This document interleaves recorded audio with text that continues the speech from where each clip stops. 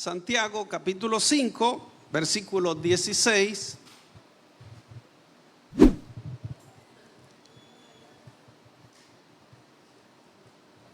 Gloria al Señor. Mire lo que dice la palabra de Dios.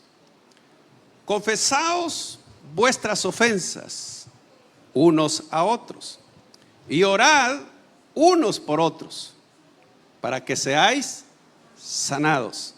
La oración eficaz del justo puede mucho. Le invito a que cierre sus ojos. Vamos a orar a Dios. Señor, hemos leído tu palabra en esta mañana.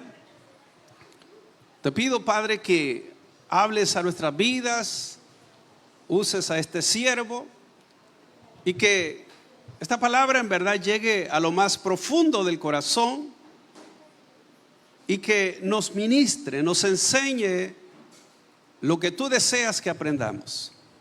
Oro para que tu Santo Espíritu pueda obrar en esta mañana. En el nombre poderoso de Jesús lo pedimos. Amén y amén. Bien, estamos con la serie sobre la oración y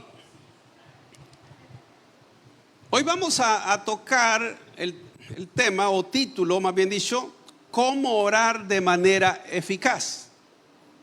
Y eso lo encontramos en la Escritura. Es decir que Dios quiere que nuestras oraciones tengan respuesta.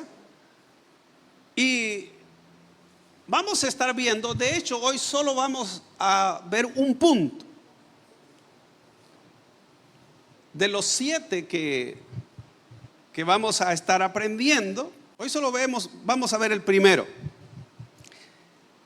Yo no sé si a usted le ha pasado que ha orado muchas veces, una y otra y otra y otra vez, y como que si el Señor no escuchara, como que si Dios estuviese lejos, como que Dios no le interesa lo que a usted le pasa, como que hay algo que está estorbando la oración. En la Biblia encontramos algunos personajes que ellos le preguntaron a Dios: Señor, ¿por qué es que no responde? ¿Por qué no escucha mi oración?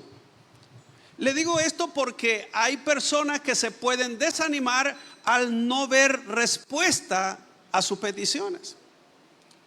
Y quiero comenzar hablando de 3 versículos, 3 porciones de la Escritura donde vemos, el primero es David, capítulo 22 de los Salmos, ahí se lo pone en pantalla, versículos del 1, vamos a leer hasta el 3.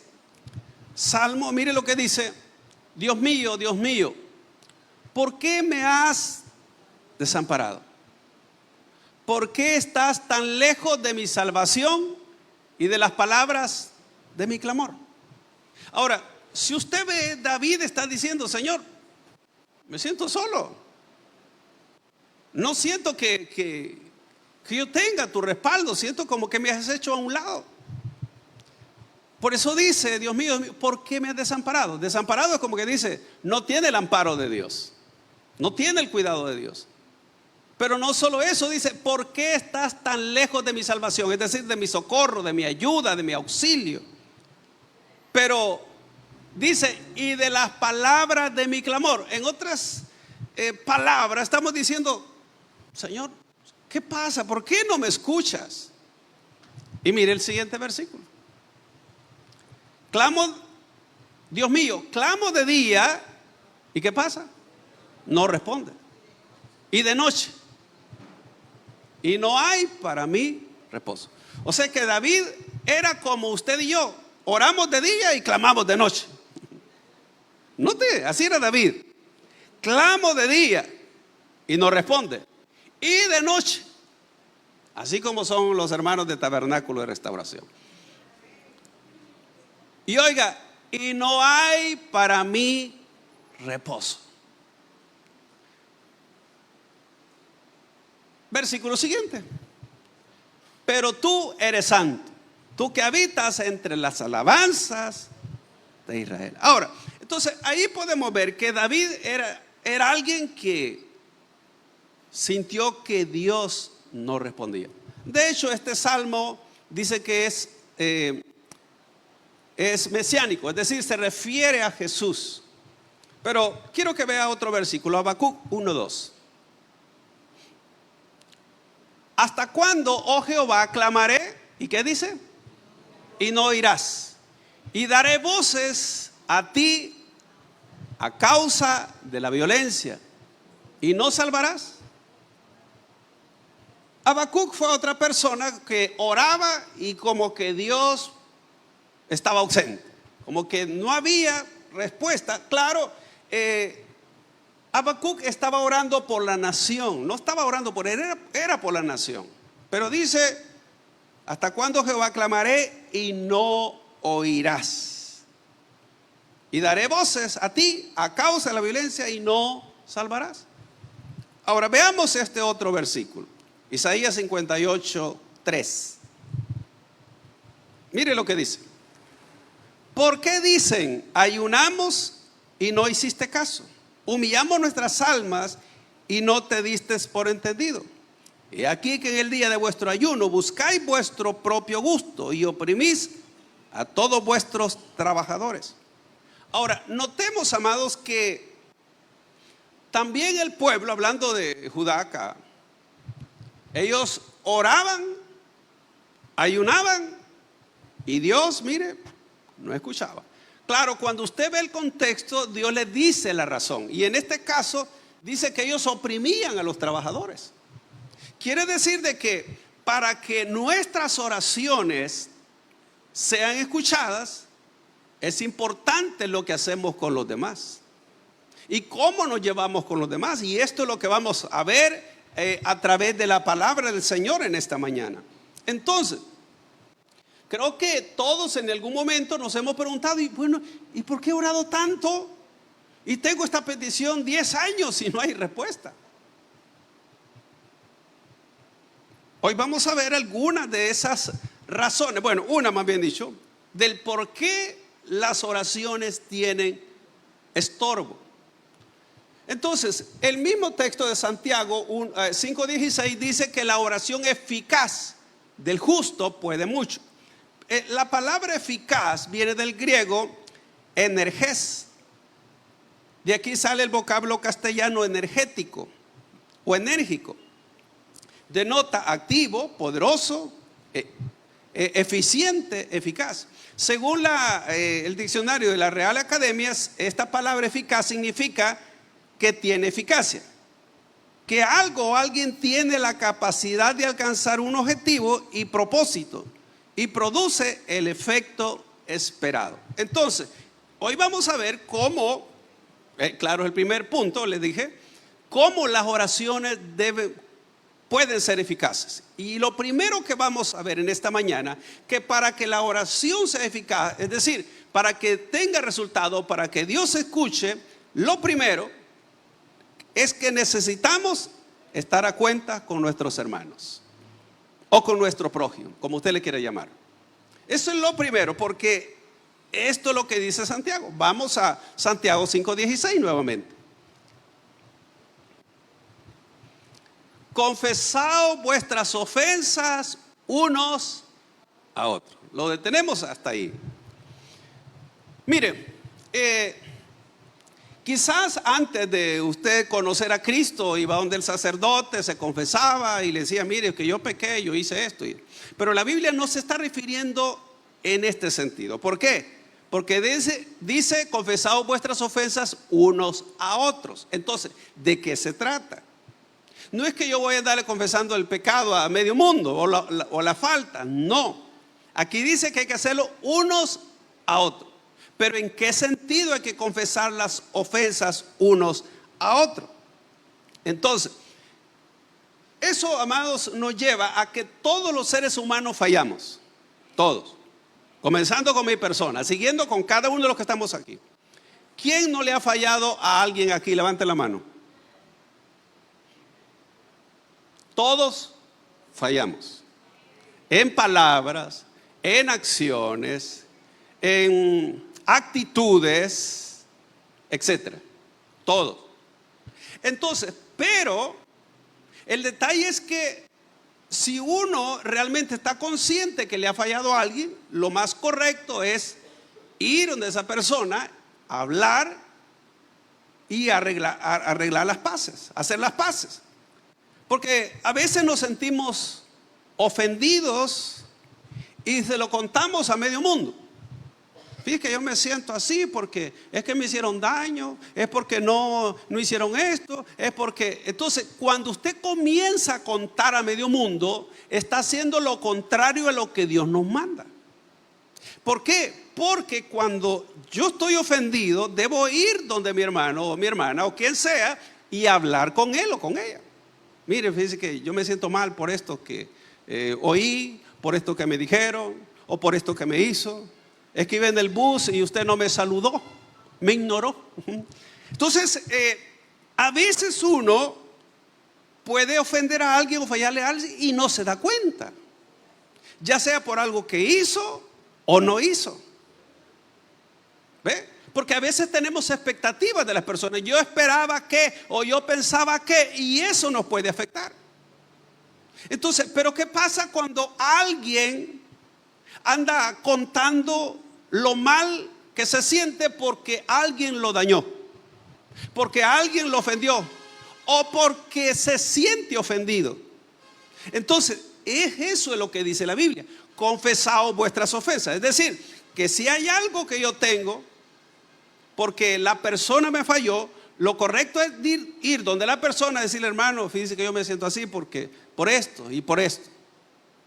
Entonces, usted saca lo que hay en su corazón. Pero si lo guarda, eso le hará daño a usted y a las personas que a lo mejor están a su alrededor, y le hará también daño a esas personas. Entonces, ¿qué es lo que tenemos que hacer? Mire lo que Jesucristo dijo, Mateo 18:15. Por tanto, si tu hermano peca contra ti, ¿qué dice? Ve y repréndele, estando tú y él solos. Si te oyere, has ganado a tu hermano. Ahora, ¿de qué se trata? ¿Quién dijo esto? Lo dijo Jesús.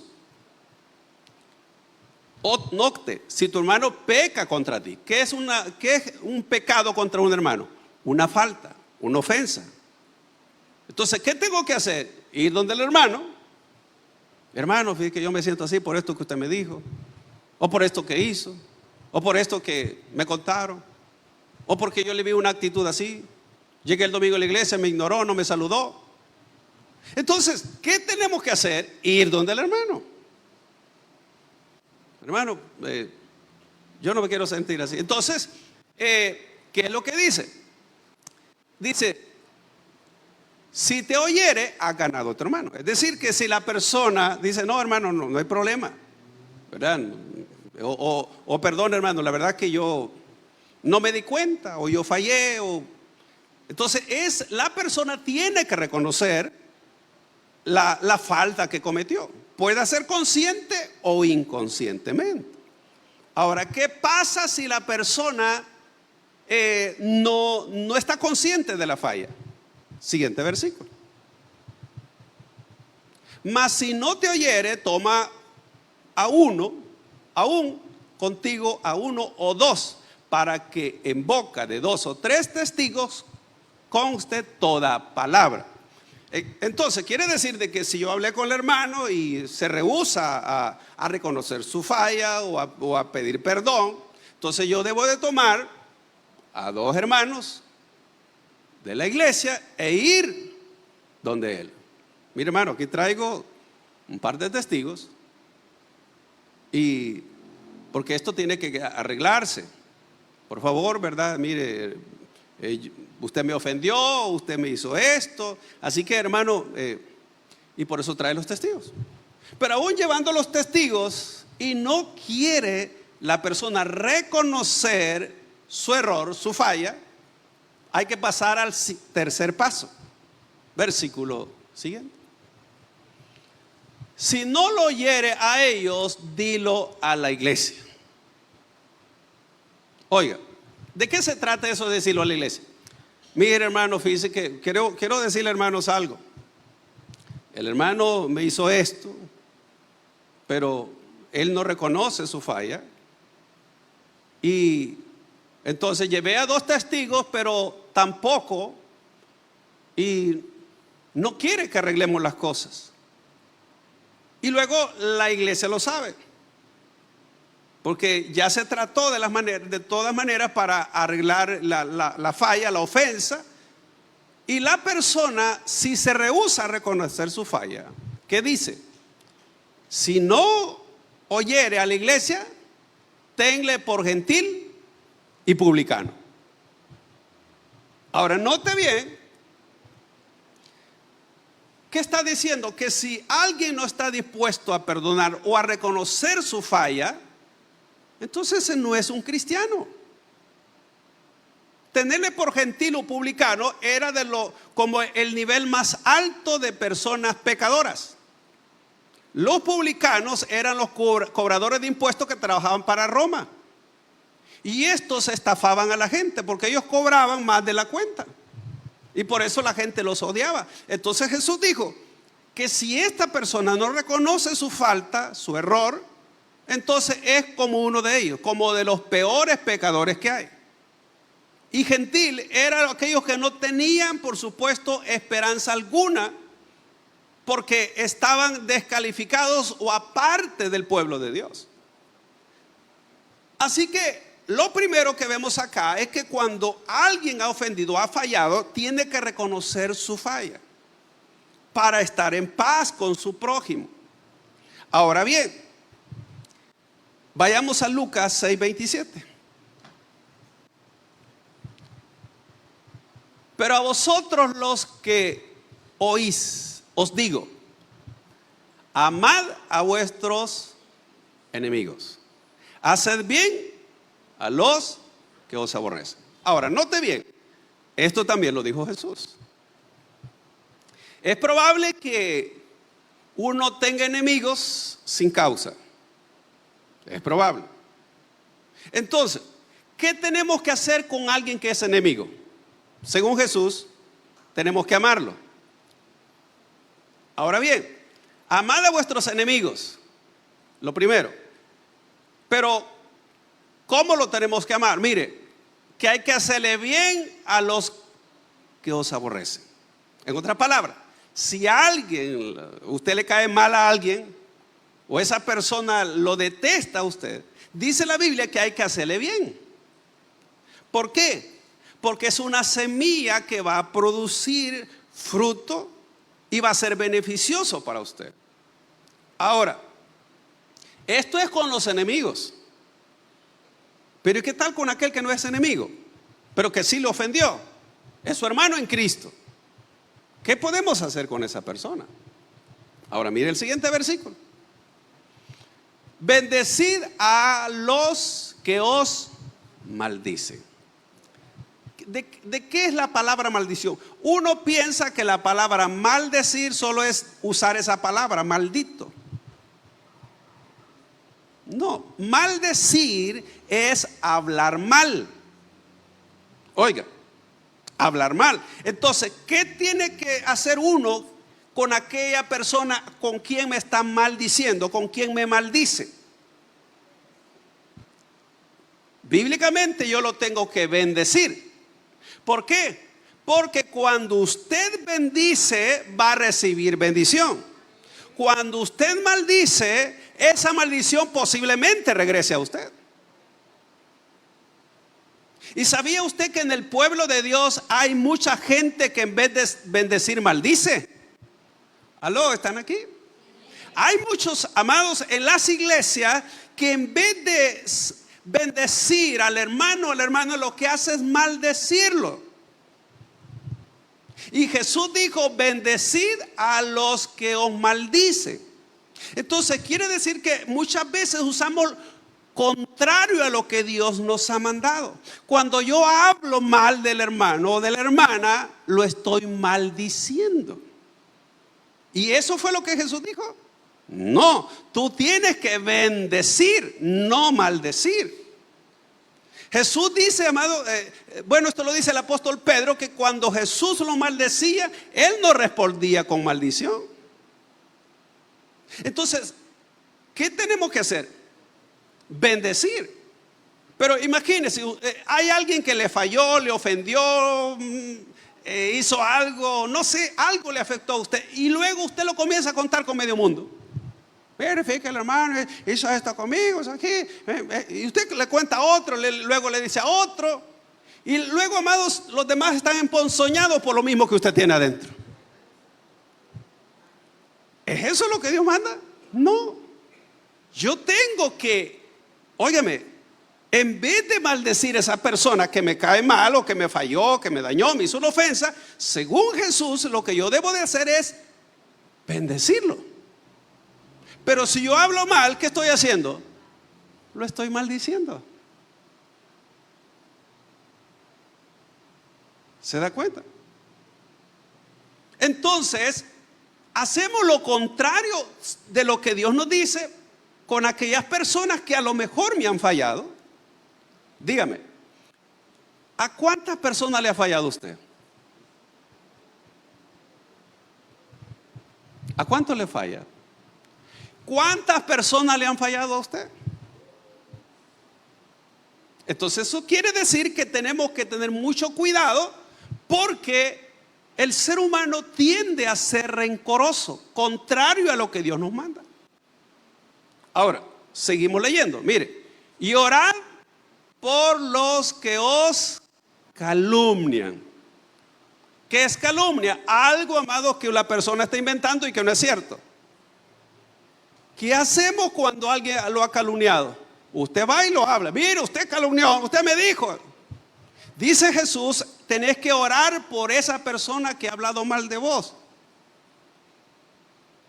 Ahora, pero usted no lo va a orar, Señor, a justicia con mi adversario. Usted no puede orar así. Señor, castígalo. Mire esa lengua, Señor. Usted no puede orar de esa manera, porque esto no fue lo que Jesús enseñó. ¿Ve? Entonces, mire el versículo 29. Al que te hiera en una mejilla, preséntale también la otra. Ahora, mire cómo va Jesús. Pasa de las palabras, pasa de las ofensas a los golpes. Es decir, si alguien no es capaz de perdonar una falta, amados, de pasar por alto una ofensa, mucho menos va a aguantar un golpe. Le pregunto, ¿qué haría usted si yo le doy una cachetada? ¿Volvería a la iglesia? Se va, amado. Se va. Y no vuelve. Y le cuenta a toda la colonia. No, hombre, pastor, ese nombre. Mire, aquí es que me quedó el morete, ¿ve? Y si no fue morete, le quedó rojo. Y le anda contando, no, esa iglesia, ese pastor, no. Y dice que. Entonces, ¿qué pasa, amados? Entonces, note, Jesús lleva las cosas desde lo menor hasta lo mayor. Si no puede alguien aguantar una ofensa o perdonar una ofensa, ¿cómo va a aguantar un trompón? Ahora, la pregunta, ¿qué tan cristianos somos, amados? Porque, óigame, a veces estamos en la iglesia, pero lo que somos nada más religiosos, que no practicamos lo que la Escritura nos dice. Entonces, ¿por qué dijo Jesús, si te dan en una mejilla, y esto es literal, preséntale la otra? ¿Por qué? Porque la primera se la dieron involuntariamente suyo. Pero cuando le dice, bueno, si tanta cólera tenés, aquí está, dale la otra. Pero el voltear la mejilla significa que esa segunda golpe o herida, trompón, como dicen en mi pueblo, ganchada, dicen. Amados, esa segunda le quita el dolor, porque el primero fue involuntario, el segundo es voluntario. Por eso que Jesús dice, tenés que estar dispuesto a dar la otra. Ahora, la pregunta es, si no perdonamos una falta, una ofensa, ¿cómo vamos a aguantar una trompada? ¿Cómo vamos a aguantar una puñetada? ¿Se da cuenta? Entonces, por eso es que el creyente debe de saber que practicar el evangelio no es solo asistir a una iglesia. Es saber que Dios nos manda a seguir sus instrucciones.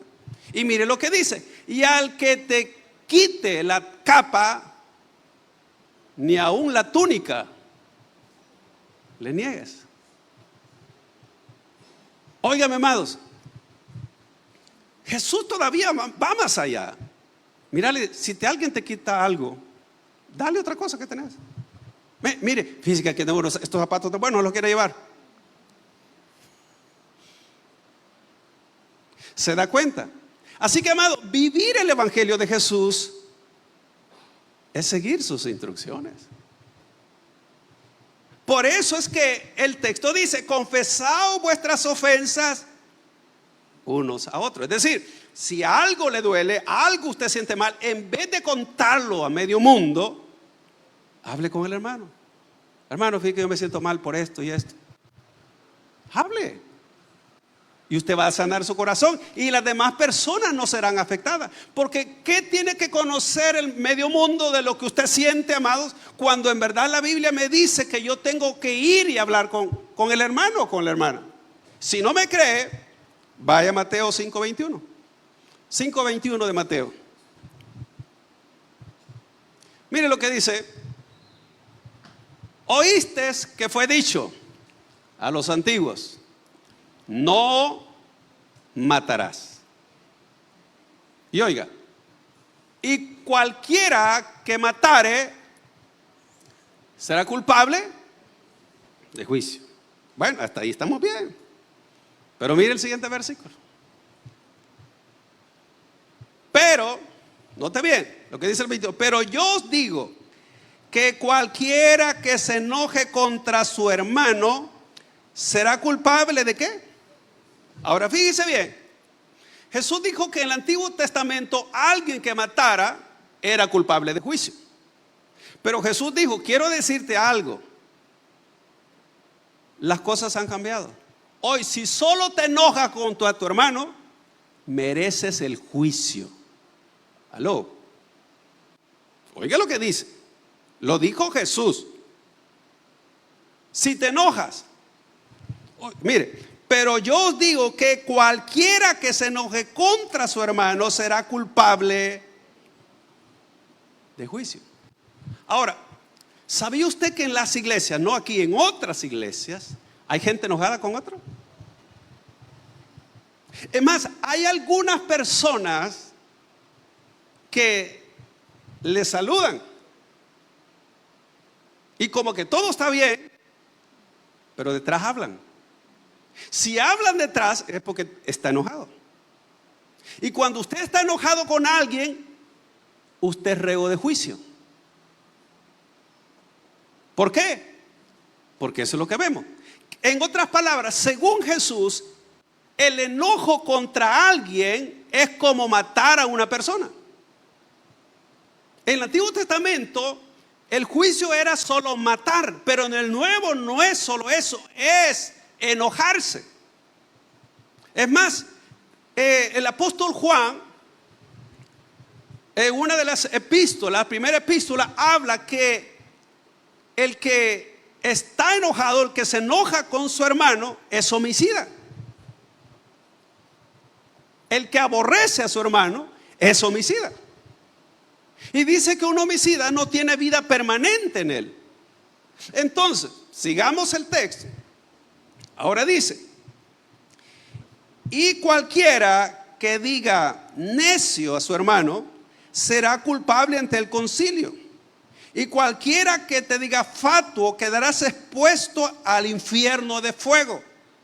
¿Qué significa decirle necio o fatuo? Es decir, que no puedes usar palabras que van a herir al hermano, porque dice que quedas expuesto al infierno. No lo digo yo, lo dijo Jesús, amado. Porque a veces uno, mire, yo me he dado cuenta que en la iglesia, gracias a Dios, aquí creo que nunca ha pasado esto. Hasta han agarrado a trompones. Sí. Yo no sé si habrá pasado alguna vez por aquí. Entonces dice aquí que es con solo enojarse y llamarle necio, es decir, cabeza hueca o fatuo. Dice que quedas expuesto al infierno de fuego. En otras palabras, si te mueres, no estás seguro que vas a ir al cielo, papito. No lo digo yo, aquí Jesús lo dijo. Y esto es literal. Esto es literal. Porque hay personas, amados, que piensan que pueden estar enojados y que Dios los va a recibir en gloria. Eso no es así. Ya los veo menos serios. Versículo 23. Por tanto, si traes tu ofrenda al altar y allí te acuerdas que tu hermano tiene algo contra ti, ¿qué hay que hacer? Oiga, fíjese bien. Si traes tu ofrenda al altar, hacia que el hermano me hizo esto, dijo esto, me molestó por esto. Tengo que ir donde el hermano. Mira, hermano, fíjese que ahorita quiero hacer algo en la iglesia o quiero traer algo al Señor, pero yo me siento mal por esto y esto.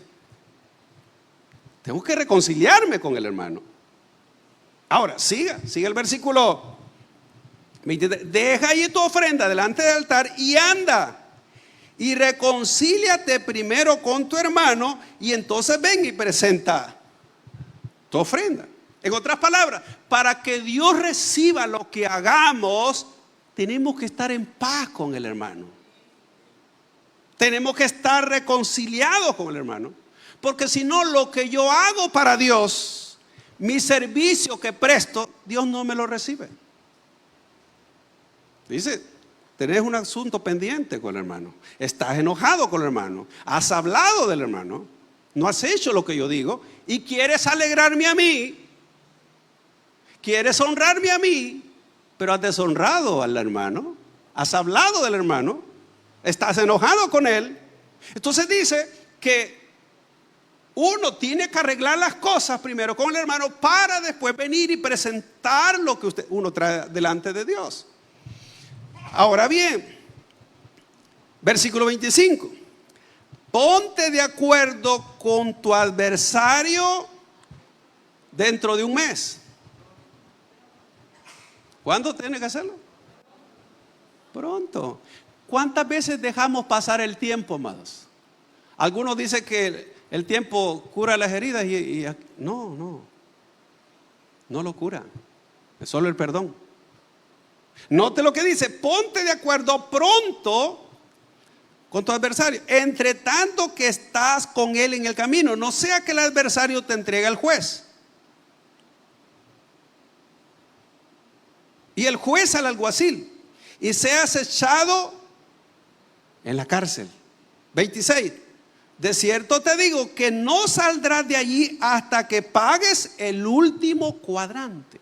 En otras palabras, dice el Señor, si tú estás enojado con alguien, vas a pagarlo. Ese enojo que tenés, lo vas a pagar. No vas a salir de ahí hasta que lo pagues. Entonces, ¿por qué? ¿Por qué nosotros pensamos que Dios escucha, que Dios recibe lo que hago y no puedo ver a alguien? Lo ignoro. Viene el hermano y pum, me doy la vuelta por otro lado. ¿Por qué me cae mal? Me hizo esto. Le presté $10 y no me lo regresó. Y ahí le dice, mira, allá van mis $10, ¿ves? Amados, esas cosas arruinan nuestra relación con Dios. Entonces uno tiene que entender que esto que dijo Jesús se debe poner en práctica, porque si no, nuestras oraciones no pasarán del techo. ¿Por qué? Porque hay cosas que aquí están mal. Es decir, primero es con el prójimo para que la oración suba. Ahora, mire lo que dice 1 Timoteo 2:8. Quiero pues que los hombres oren en todo lugar, levantando manos santas, sin ira ni contienda. Ahora, quiero que entienda acá que hombres no se refiere solo a los varones, es a ambas personas.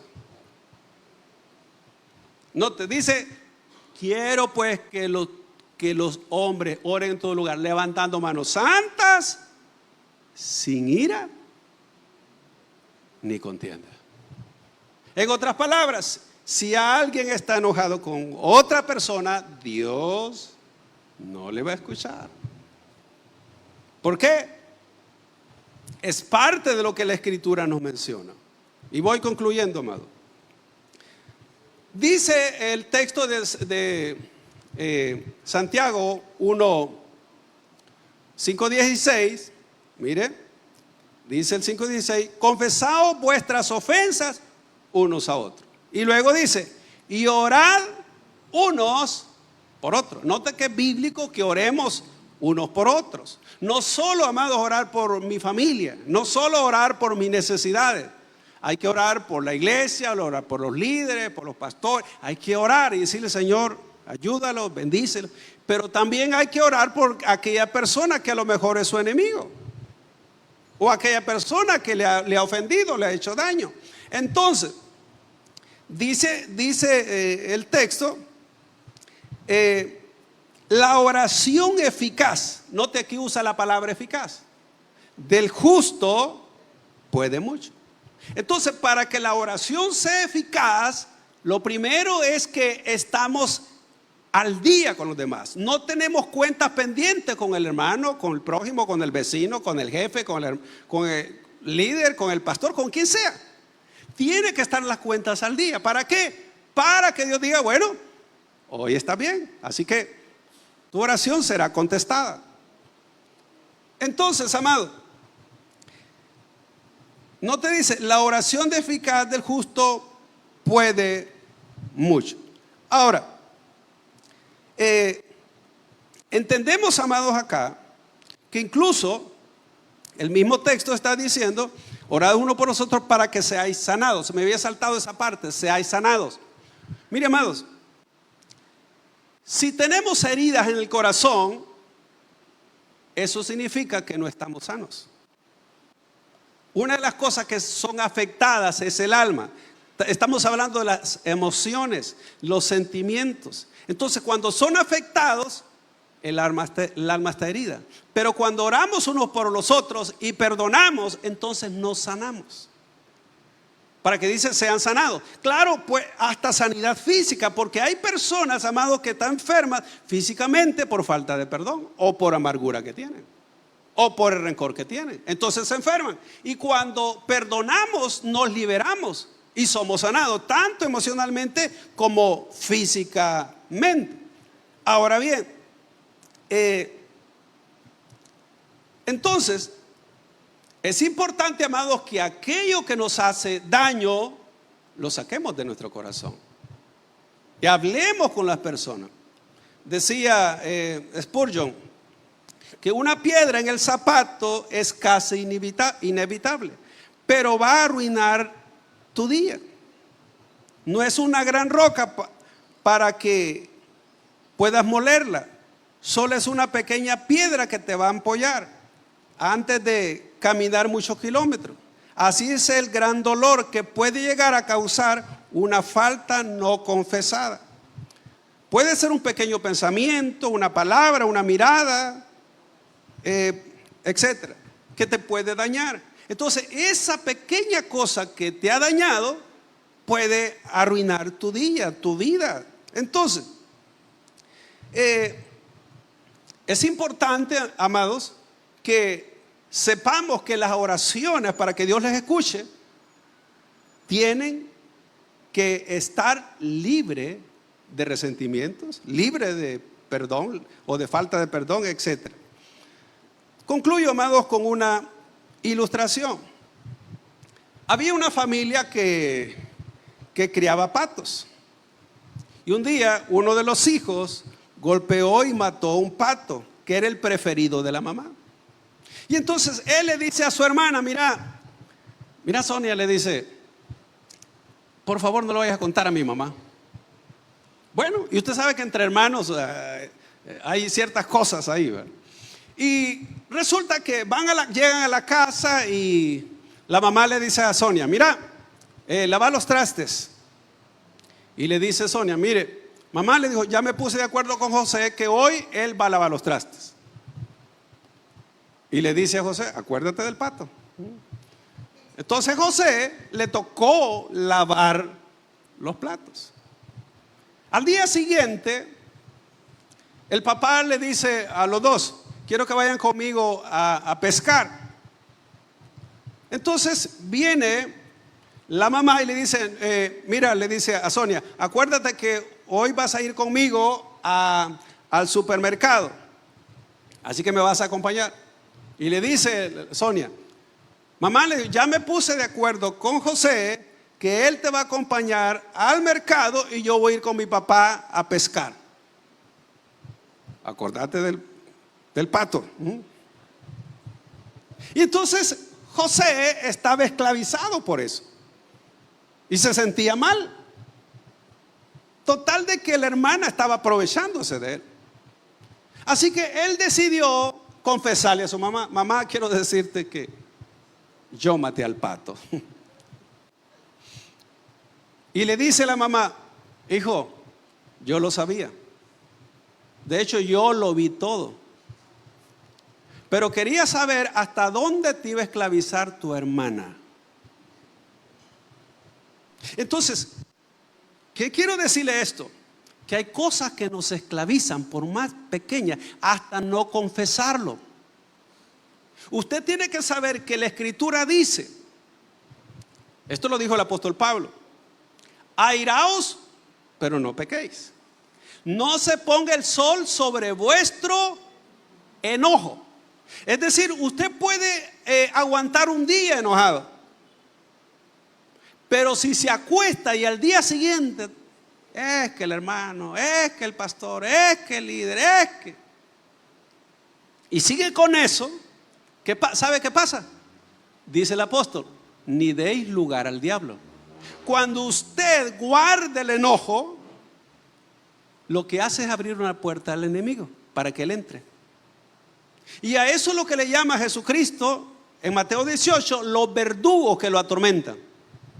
Que yo esperaba que fuera así, yo esperaba que hiciera esto, yo esperaba, y no sucedió lo que usted esperaba. ¿Y qué pasó? Y el diablo lo comienza a meter cosas y dice, mira, ya ves, ni te deberías de congregar en esa iglesia. Es que mira, de todos modos ni te toman en cuenta. De todos modos, ni te llaman. De todos modos. Y entonces, uno comienza a cavilar. Y por eso es que hay personas que hasta se van de las iglesias pensando que están en la voluntad de Dios. Pero no es que están, es que el diablo lo sacó. Y allá van, amados, con aquel rencor por lo que me hicieron. ¿Acaso pasamos por alto lo que la Escritura dice? De perdonar, de amar a nuestros enemigos y orar a quien me maldice. Entonces, note, amados, es importante que uno se dé cuenta que no podemos vivir con ese tipo de cosas, porque la falta o el pecado nos esclaviza, la falta de perdón. Un pecado no confesado puede debilitarte. Entonces, y es necesario sacar lo que andamos dentro para que nuestro corazón esté limpio. Jesucristo dijo que los de limpio corazón, ellos verán a Dios. Entonces, amados, para que en verdad mi oración sea eficaz, para que sea efectiva, yo tengo que tener un corazón libre de ofensa, libre de resentimientos, libre de falta de perdón, para poder así acercarme a Dios y saber que yo no tengo cuenta con nadie pendiente. Ahora, si alguien me las tiene conmigo, a veces uno no se da cuenta. ¿Ve? Pero por lo menos uno tiene que estar libre de eso. Así que, amados, entonces, el primer principio para que nuestra oración sea eficaz, sea efectiva, es confesar nuestras ofensas. Es decir, estar a cuenta con todo lo que podamos. Por eso es que el apóstol Pablo dijo: en cuanto dependa de vosotros, estad en paz con todos los hombres. Entonces note, si estamos en paz con los demás, y si yo estoy libre de ofensa, mi oración llega a la presencia de Dios sin estorbo. Entonces concluyo. ¿Cuánto podemos estar mucho tiempo en la iglesia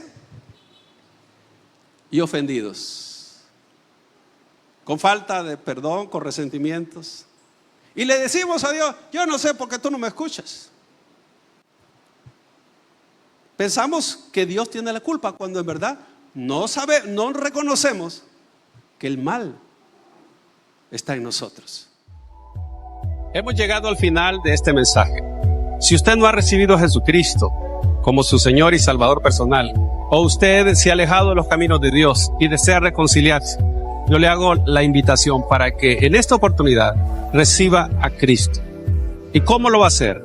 Repitiendo conmigo la siguiente oración: Señor Jesús, yo te recibo hoy como mi único Salvador personal. Creo que eres Dios, que moriste en la cruz por mis pecados y que resucitaste al tercer día. Me arrepiento, soy pecador. Perdóname, Señor. Doy gracias al Padre por enviar a su Hijo a morir en mi lugar. Gracias, Jesús, por salvar mi alma hoy. Amén. Si usted ha hecho esta oración, yo le invito para que se congregue en una iglesia donde se predique el Evangelio de Jesucristo. Que usted pueda también leer la palabra de Dios para que tenga mayor conocimiento de Él y pueda orar. Orar es platicar con Dios. Y si no, le invitamos a nuestra iglesia en Tabernáculo de Restauración, acá en Soyapango, con nuestros horarios de día domingo, 8 y 10, y día viernes a las 6 de la tarde.